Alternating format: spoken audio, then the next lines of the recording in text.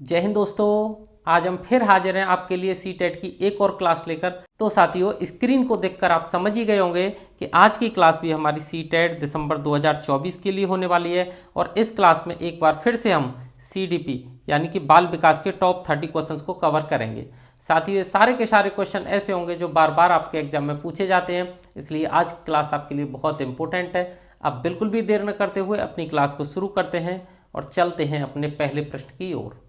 हमारा पहला प्रश्न है, क्रिया प्रसूत अनुकूलन सिद्धांत का प्रतिपादन किया था। साथियों, किसने किया था ये आपको बताना है। ऑप्शन है हमारे पावलव, स्किनर, थार्नडाइक, कोहलर। इन चारों मनोवैज्ञानिकों में से बताना है आपको कि क्रिया प्रसूत अनुकूलन का सिद्धांत का जो प्रतिपादन है वो किसने किया था। तो साथियों, ये किया था स्किनर महोदय ने। ऑप्शन बी हमारा यहाँ इसका बिल्कुल करेक्ट आंसर हो जाएगा। नेक्स्ट क्वेश्चन है हमारा, अल्बर्ट बंडूरा निम्न में से किस सिद्धांत से संबंधित हैं। अल्बर्ट बंडूरा के बारे में बताना है कि इन्होंने कौन सा सिद्धांत दिया है। ऑप्शन है हमारे सामाजिक अधिगम का सिद्धांत, व्यवहारात्मक सिद्धांत, विकास का संज्ञानात्मक सिद्धांत, विकास का मनोवैज्ञानिक सिद्धांत। तो साथियों, अल्बर्ट बंडूरा ने दिया है सामाजिक अधिगम का सिद्धांत। ठीक है, तो ऑप्शन ए हमारा यहाँ बिल्कुल करेक्ट आंसर हो जाएगा। नेक्स्ट क्वेश्चन है हमारा, मानसिक आयु का प्रत्यय दिया था। मानसिक आयु का प्रत्यय किसने दिया था। Mental as. ठीक है, ऑप्शन है हमारे विनय साइमन ने, स्टर्न ने, टर्मन ने, सिरिल बर्ट ने। तो साथियों, मानसिक आयु का जो प्रत्यय रखा था वो रखा था विनय साइमन ने। तो ऑप्शन ए हमारा बिल्कुल करेक्ट आंसर यहाँ हो जाएगा। ठीक है, नेक्स्ट क्वेश्चन है साथियों, निम्नलिखित में से कौन सा सीखने का नियम नहीं है। नहीं है बताना है साथियों, ये क्वेश्चन आपसे बहुत पूछा जाता है। कौन सा नियम नहीं है सीखने का, अधिगम का। ठीक है, तत्परता का नियम, तनाव का नियम, प्रभाव का नियम, अभ्यास का नियम। तो साथियों, आपको बता दूं, तत्परता का नियम, प्रभाव का नियम और अभ्यास का नियम ये तीनों सीखने के नियम हैं, लेकिन तनाव का नियम कोई भी सीखने का नियम नहीं है और यही हमें इसमें से पिक करना है। तो ऑप्शन बी हमारा यहाँ बिल्कुल करेक्ट आंसर हो जाएगा। नेक्स्ट क्वेश्चन है हमारा, सीखने के संबंध प्रतिक्रिया सिद्धांत में पावलव ने प्रयोग किया। ये जो संबंध प्रतिक्रिया सिद्धांत है साथियों, इसमें जो पावलव है मनोवैज्ञानिक, इन्होंने किस पर प्रयोग किए। ऑप्शन है बिल्ली पर, कुत्ते पर, बंदर पर, चूहे पर। तो साथियों, पावलव ने अपने प्रयोग किए थे कुत्ते पर। ठीक है, तो ऑप्शन बी हमारा इस क्वेश्चन का बिल्कुल करेक्ट आंसर होगा। नेक्स्ट क्वेश्चन रहेगा हमारा, सूझ द्वारा सीखने के सिद्धांत। सूझ द्वारा सीखने का सिद्धांत का प्रतिपादन किया। जो सूझ द्वारा सीखने का सिद्धांत है साथियों, इसका प्रतिपादन किसने किया। ऑप्शन है थार्नडाइक ने, कोहलर ने, पावलव ने, वुडवर्थ ने। तो साथियों, सूझ द्वारा सीखने के सिद्धांत का प्रतिपादन किया था कोहलर ने। ठीक है, तो ऑप्शन बी हमारा इस क्वेश्चन का बिल्कुल करेक्ट आंसर हो जाएगा। नेक्स्ट क्वेश्चन है हमारा, कार्य को आरंभ करने, उसे जारी रखने और नियमित करने की प्रक्रिया है। कार्य को आरंभ करने, जारी रखने और नियमित करने की जो प्रक्रिया है कैसी है वो। प्रेरणा, संवेदना, सीखना, प्रत्यक्षीकरण।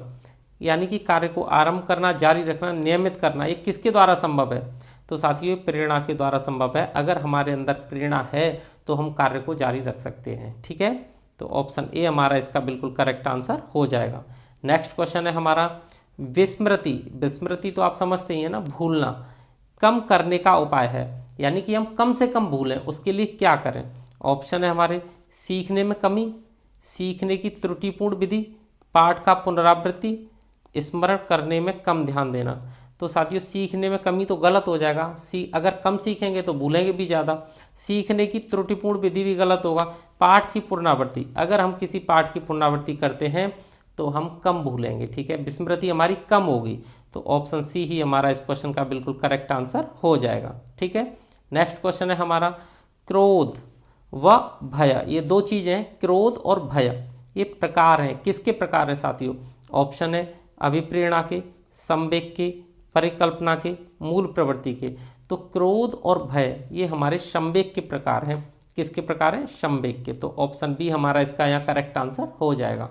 नेक्स्ट क्वेश्चन है हमारा, दूसरे व्यक्ति के बाह्य व्यवहार की नकल है। यानी कि हम दूसरे व्यक्ति के बाह्य व्यवहार की, जो हमें दिख रहा है हम वैसा ही करने लग जाते हैं, दूसरे के बाह्य व्यवहार की नकल करते हैं। तो ये क्या है, सीखना है, अनुकरण है, कल्पना है, चिंतन है। तो साथियों ये चिंतन नहीं है, कल्पना भी नहीं है, सीखना भी नहीं है, ये क्या है? कॉपी करना, नकल करना, अनुकरण करना है। तो ऑप्शन बी इसका अनुकरण एकदम करेक्ट आंसर हो जाएगा।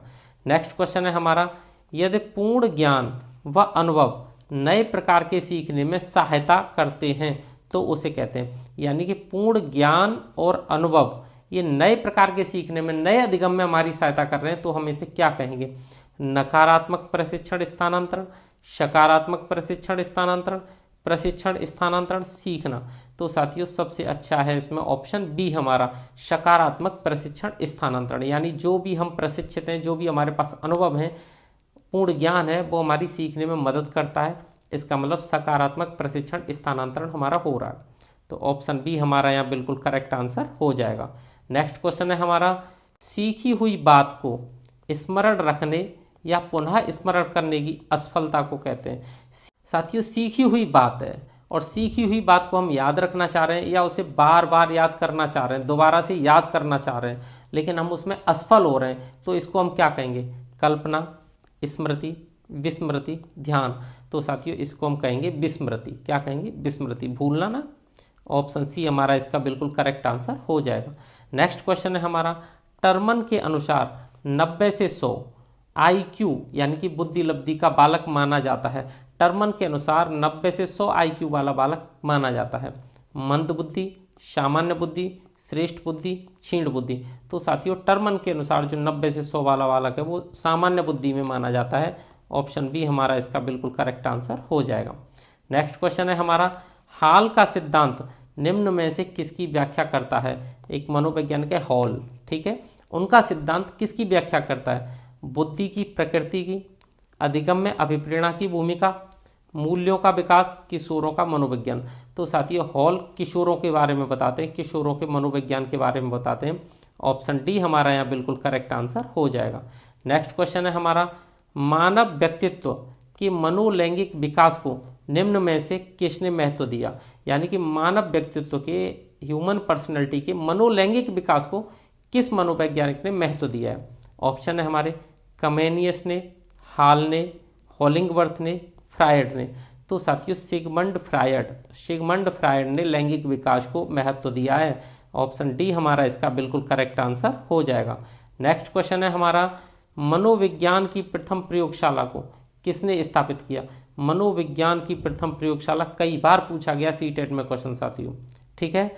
डब्ल्यू बुंट ने, सिगमंड फ्रायड ने, पावलोव ने, वॉटसन ने। तो साला है डब्ल्यू बुंट ने। तो ऑप्शन ए हमारा इसका यहाँ बिल्कुल करेक्ट आंसर हो जाएगा। नेक्स्ट क्वेश्चन है हमारा, गेस्टाल्ट मनोविज्ञान की आधारशिला किसने रखी थी? यानी जो गेस्टाल्टवाद हैं, ये जर्मन के जो वैज्ञानिक थे, इन्होंने सामूहिक रूप से बहुत सारे मनोवैज्ञानिक के निष्कर्ष आपके सामने रखे हैं। इनकी जो आधारशिला है वो किसने रखी? ऑप्शन है हमारे, Franz Brentano, Max Wertheimer, Edgar Rubin, Kurt Lewin. तो साथियों वो व्यक्ति हैं मैक्स वर्थीमर, ठीक है। ऑप्शन बी हमारा इस क्वेश्चन का बिल्कुल करेक्ट आंसर हो जाएगा। नेक्स्ट क्वेश्चन है हमारा, संगठन सिद्धांत निम्न में से किससे संबंध है? किससे संबंधित है होगा साथियों? संगठन सिद्धांत किससे संबंधित है? ऑप्शन है अधिगम, अभिप्रेरणा, स्मृति, सृजनात्मकता। तो साथियों ये जो संगठन सिद्धांत है ये हमारी स्मृति से संबंधित है। ऑप्शन सी इस क्वेश्चन का बिल्कुल करेक्ट आंसर होगा। नेक्स्ट क्वेश्चन है हमारा, क्षेत्र सिद्धांत निम्न में से किस वर्ग का योगदान है? क्षेत्र सिद्धांत किस वर्ग का योगदान है? व्यवहारवादियों का, संरचनाविदों का, मनोविश्लेषकों का, गेस्टाल्टवादियों का। तो साथियों ये है गेस्टाल्टवादियों का, ठीक है। क्षेत्र सिद्धांत किसने दिया है? गेस्टाल्टवादियों ने। तो ऑप्शन डी हमारा यहाँ बिल्कुल करेक्ट आंसर हो जाएगा। नेक्स्ट क्वेश्चन है हमारा, भाटिया बैटरी का प्रयोग निम्न में से किसके मापन हेतु किया जाता है? तो साथियों भाटिया बैटरी का प्रयोग किसके मापन हेतु किया जाता है? ऑप्शन है व्यक्तित्व, रुचि, बुद्धि, अभिक्षमता। तो भाटिया बैटरी का प्रयोग किया जाता है बुद्धि, ठीक है, विजडम, इसके मापन के लिए। तो ऑप्शन सी हमारा इस क्वेश्चन का बिल्कुल करेक्ट आंसर हो जाएगा। नेक्स्ट क्वेश्चन है हमारा, व्यवहारिक क्षमताओं में वह सापेक्ष स्थायी परिवर्तन जो कि प्रबलित अभ्यास का परिणाम होता है उसे क्या कहते हैं? यानी कि जो हमारी व्यवहारिक क्षमताएं साथियों उनमें स्थायी परिवर्तन हो जाए जो हमारे अभ्यास का परिणाम हो, उसे क्या कहेंगे हम?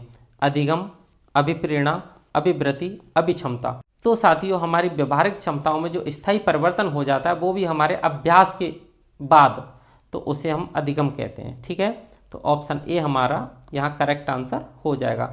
हमारे अभ्यास के बाद हमारी क्षमताओं में जो व्यवहारगत परिवर्तन होता है स्थायी वाला, उसे अधिगम कहा जाता है। ठीक है, तो ऑप्शन ए इसका बिल्कुल करेक्ट आंसर हो जाएगा। नेक्स्ट क्वेश्चन है हमारा, संज्ञान किस बुद्धि के सिद्धांत का हिस्सा है? हम संज्ञान की बात कर रहे हैं साथियों। संज्ञान किस बुद्धि के सिद्धांत का हिस्सा है? ऑप्शन है हमारे प्रत्यर्थ सिद्धांत, समूह कारक सिद्धांत, गिलफोर्ड का सिद्धांत, फ्लूइड या क्रिस्टलाइज सिद्धांत। तो साथियों जो संज्ञान है वो फ्लूइड या क्रिस्टलाइज सिद्धांत का हिस्सा है। ठीक है, तो साथियों ऑप्शन डी हमारा इस क्वेश्चन का बिल्कुल करेक्ट आंसर हो जाएगा। नेक्स्ट क्वेश्चन है हमारा, 8 वर्ष के सुधीर की मानसिक आयु 10 वर्ष है, यानी कि 8 वर्ष का है लेकिन उसकी जो मेंटल एज है वो 10 वर्ष है, उसकी बुद्धि लब्धि कितनी होगी? हमसे IQ पूछा है साथियों। IQ बराबर क्या होता है ये तो आप जानते ही हो। तो साथियों IQ कैसे निकालते हैं? IQ निकालते हैं उसकी मानसिक आयु के बट्टे हम कर देते हैं वास्तविक आयु और 100 का मल्टीप्लाई करके, ये हमारा फॉर्मूला होता है। ठीक है, तो हमारा मानसिक आयु कितनी है? 10 और वास्तविक आयु है 8 × 100। अब साथियों इसे आप कर लीजिए, ये हो गया 1000 डिवाइड बाई 8 से जब इसे करोगे आप तो 125 इसका आंसर आ जाएगा। ठीक है, तो ऑप्शन डी यहाँ पे हमारा करेक्ट आंसर हो जाएगा 125। इसका मतलब है 8 वर्ष का जो सुधीर बालक है उसकी मानसिक आयु 10 वर्ष है, तो उसकी बुद्धि लब्धि कितनी होगी? 125 होगी। ठीक है, नेक्स्ट क्वेश्चन है हमारा, किसी इच्छा या आवश्यकता में रुकावट पड़ने पर उसमें उत्पन्न होने वाला सांवेगिक तनाव कहलाता है। यानी कि हमारी कोई इच्छा या आवश्यकता है और उसमें कोई रुकावट पड़ गई तो जो हमें सांवेगिक तनाव होगा हम उसे क्या कहेंगे साथियों? उस तनाव का नाम क्या होगा? ऑप्शन है हमारे द्वंद्व, कुंठा, चिंता, तनाव। तो साथियों अगर हमारी कोई आवश्यकता या इच्छा है और वो पूरी नहीं हो पा रही है तो हमें जो तनाव होगा उसे हम चिंता कहेंगे। क्या कहेंगे? चिंता। ठीक है, तो ऑप्शन सी हमारा इसका बिल्कुल करेक्ट आंसर होगा। नेक्स्ट क्वेश्चन है हमारा, कोहलबर्ग का सिद्धांत निम्न में से किसके विकास से संबंधित है? कोहलबर्ग की बात कर रहे हैं साथियों, कोहलबर्ग के सिद्धांत की। ये किसके विकास से संबंधित है? भाषा विकास से, सामाजिक विकास से, नैतिक विकास से, शारीरिक विकास से। तो आप रट लीजिए, कोहलबर्ग कहीं भी आ जाए तो आपको नैतिक विकास ध्यान रखना है। तो ऑप्शन सी इसका बिल्कुल करेक्ट आंसर हो जाएगा। नेक्स्ट क्वेश्चन है हमारा, बच्चे तब सर्वाधिक सृजनशील होते हैं जब वे किसी गतिविधि में भाग लेते हैं। ठीक है साथियों, जब वे किसी गतिविधि में भाग लेते हैं। अब ऑप्शंस पढ़ लेते हैं। शिक्षक की डांट से बचने के लिए, अगर बच्चा केवल शिक्षक की डांट से बचने के लिए किसी गतिविधि में भाग लेता है तो वो ज़्यादा क्रिएटिविट नहीं हो पाएगा। तो साथियों वो ज़्यादा सृजनशील नहीं हो पाएगा। ठीक है, दूसरों के सामने अच्छा करने के दबाव में आकर, ये भी हमारा गलत होगा। अपनी रुचि से, ये साथियों सही होगा। पुरस्कार के लिए ये भी गलत होगा। जब बच्चा अपनी रुचि से ही किसी गतिविधि में भाग लेता है तब वो सबसे ज़्यादा सृजनशील होता है। तो ऑप्शन सी हमारा यहाँ बिल्कुल करेक्ट आंसर हो जाएगा। ठीक है, नेक्स्ट क्वेश्चन है हमारा, भारत में अधिकांश कक्षाएं बहुभाषी होती हैं, इससे शिक्षक द्वारा के रूप में देखा जाना चाहिए। जो भारत की अधिकांश कक्षाएं हैं वो बहुभाषी होती है, यानी कि अलग अलग भाषा के बच्चे आ जाते हैं उसमें। तो शिक्षक को इसके किस रूप में देखना चाहिए? परेशानी के रूप में? बिल्कुल नहीं। समस्या के रूप में? बिल्कुल नहीं। समाधान के रूप में? बिल्कुल सही। बाधा के रूप में? नहीं।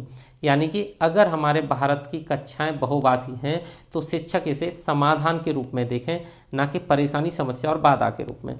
तो ऑप्शन सी हमारा यहाँ बिल्कुल करेक्ट आंसर होगा। नेक्स्ट क्वेश्चन है हमारा, के विचार से बच्चे सक्रिय ज्ञान निर्माता तथा नन्हे वैज्ञानिक हैं जो संसार के बारे में अपने सिद्धांतों की रचना करते हैं। ये विचार किसका है साथियों? किसके विचार के अनुसार जो बच्चे हैं वो सक्रिय ज्ञान निर्माता हैं, नन्हे वैज्ञानिक हैं और संसार के बारे में अपने सिद्धांतों की रचना करते हैं? तो वो व्यक्ति कौन है?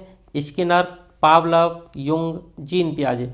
तो वो साथियों मनोवैज्ञानिक हैं जीन पियाजे। जीन पियाजे के अनुसार ही जो बच्चे हैं वो ज्ञान के निर्माता होते हैं, सक्रिय ज्ञान के निर्माता होते हैं, नन्हे वैज्ञानिक होते हैं और संसार के बारे में अपने सिद्धांतों की रचना करते हैं। तो ऑप्शन डी इसका करेक्ट आंसर हो जाएगा। नेक्स्ट क्वेश्चन है हमारा, बाल केंद्रित शिक्षा शास्त्र का अर्थ है। बाल केंद्रित शिक्षा शास्त्र का अर्थ क्या है साथियों? ऑप्शन है बच्चों को नैतिक शिक्षा देना, बच्चों की अभिव्यक्ति और उनकी सक्रिय भागीदारी को महत्व देना, बच्चों को शिक्षक का अनुगमन और अनुकरण करने के लिए कहना, बच्चों को पूर्ण रूप से स्वतंत्रता देना। तो साथियों, बाल केंद्रित शिक्षा शास्त्र का जो बेस्ट अर्थ है ऑप्शन में से, वो है बच्चों की अभिव्यक्ति और उनकी भागीदारी को महत्व देना। ठीक है, तो ऑप्शन बी हमारा इसका बिल्कुल करेक्ट आंसर हो जाएगा। अब चलते हैं साथियों अपने अंतिम क्वेश्चन की ओर। जब शिक्षार्थियों को समूह में किसी समस्या पर चर्चा का अवसर दिया जाता है, तब उनके सीखने का वक्र, यानी कि छात्रों को समूह में किसी समस्या पर चर्चा करने का अवसर दे रहे हैं, तो उनके सीखने के वक्र पर क्या प्रभाव होगा इसका? बेहतर होता है, स्थिर रहता है, अवनत होता है, समान रहता है। तो साथियों, ऐसी स्थिति में जो सीखने का वक्र है वो बेहतर होता है। अगर हम बच्चे को किसी समूह में चर्चा का अवसर देते हैं तो उसके सीखने का वक्र बेहतर होता है। तो ऑप्शन ए हमारा इसका बिल्कुल करेक्ट आंसर हो जाएगा। तो दोस्तों, आज की अपनी क्लास को हम यहीं समाप्त करते हैं। अगर आज का कंटेंट आपको अच्छा लगा है तो चैनल को सब्सक्राइब करें, वीडियो को लाइक और शेयर करें। वीडियो देखने के लिए धन्यवाद।